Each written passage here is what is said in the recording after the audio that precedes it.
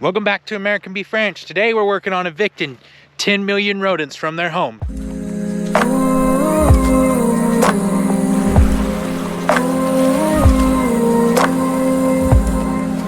Okay, so I've got the side-by-side parked over here by the gate where I'm going to be working for the next, I would imagine it's going to take me probably today. It's probably going to take me 3 days to do this big field just because I've got other things I got to do, and yeah. So anyway, parked the side-by-side there. I'm headed to go walk and get the tractor, and we'll, look at a spot that I dished yesterday because it's February 11th. I did it yesterday, February 10th. The deal is typically this is way too early to be in the field in this part of the world. Like maybe at the end of February, the last day of February is the earliest you get in the field here. But just with the winter we've had, it's been a lot different this year. We had a really, really cold freeze and a whole bunch of moisture, and then it kind of went away. But let's get up here and look at some of this ground. I apologize if the light's not very good. The sun's right back over here. Anyway, you guys can see we did this field yesterday. It's about 20 acres of ground. Dished up pretty well, but some of you may see like right up there, there's a spot that's lighter colored and be like, well, he did a terrible job. Like he's got to go back over it. Well, yeah, I've got to go back over this probably 2 or 3 more times, but that light colored spot and the other light colored spot you see, that is where the grass roots were good. That's the spots that hadn't been ruined by mice. All the dark spots that you see, that's where the mice had ruined it. When you cut sod, typically it'll look a lot like this the first time you go over it. You just cut strips out of it. You let it sit and dry out, and then you go back over it several more times. And I'm only running the disc, I'm not running the harrow. Honestly, I'm just trying to get it cut, opened up, and start the process of getting some of the mice out. I know I'm going to have to go back over it several times, but let's get up here to the tractor. We have another issue with the tractor, and I'm going to show you guys that. It's quite comical, but we're going to get after it and we got to get this work done. If I get a head start on it now, it puts me ahead later, so let's keep working. So that piece right there is called a clutch booster, and it blew out its seals. So that means my clutch doesn't work, or it works very little. Anyway, I have to turn the tractor off and start it in gear so that I can move. So it's warmed up now. We'll just go ahead and shut her down. Leave the key where it's at. We want it low and go ahead and put it over to 7 because the tractor's gonna move a little when we start it, so.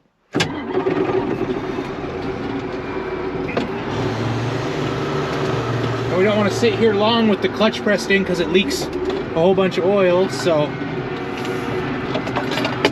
just go ahead and now we're just gonna head out of this field, go out and around, and go down to the next field.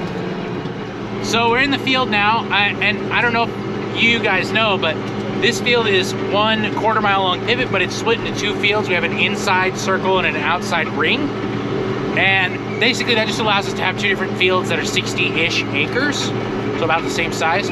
But yesterday, when I did that little 20-acre section over there, I learned a couple things about the best way to kind of like start out. And definitely the best way to start is to go over all the pivot tracks, because anytime I crossed back over them, it was a huge bump and it was a pain in the butt, and you might as well just get it all out of the way first. So that's what I'm gonna do. I'm gonna do all the pivot tracks first. We're gonna start on the inside, so we're gonna go through the, I don't know if you can see, we're going through the gate right there into the inside of this field, and we will do all the pivot tracks, and then once the pivot tracks are done, we will start doing the entirety of the field. But we'll do the pivot tracks wherever we can do the pivot tracks. There's parts where we can't do the pivot track because it's too rocky, but we're gonna do everywhere on the pivot track we can. And you guys can see just that destruction the mice have done, and it's just everywhere. So as you guys can see, it's not doing a very good job. That's because this pivot track is kind of in a valley. It's not like flat ground pivot track. It's kind of in a valley. When we get up here, as you can see now, where it's more of this flat ground, and then there's a hole where the pivot track is, it fills it in pretty good. But either way, it's a start. We'll get some of it knocked in, and that way we won't have to deal with them as much as we're working, and you guys can see, like I said, just it's like a moonscape. It's just terrible. So I'm gonna go ahead, I'll get all the pivot tracks knocked out, and then I'll bring you guys back in and we'll look at what we're working on next. Okay, I got the pivot tracks gone over one time, and I went around the outside of the north half of the field 6 times. That gives me plenty of room to turn around and do what I need to do. And now we're gonna start making rows. So I've got my 6 rows here, I've got my straight rows I'm gonna follow, and I will just turn in right here, and we will just start going back and forth. Just like so.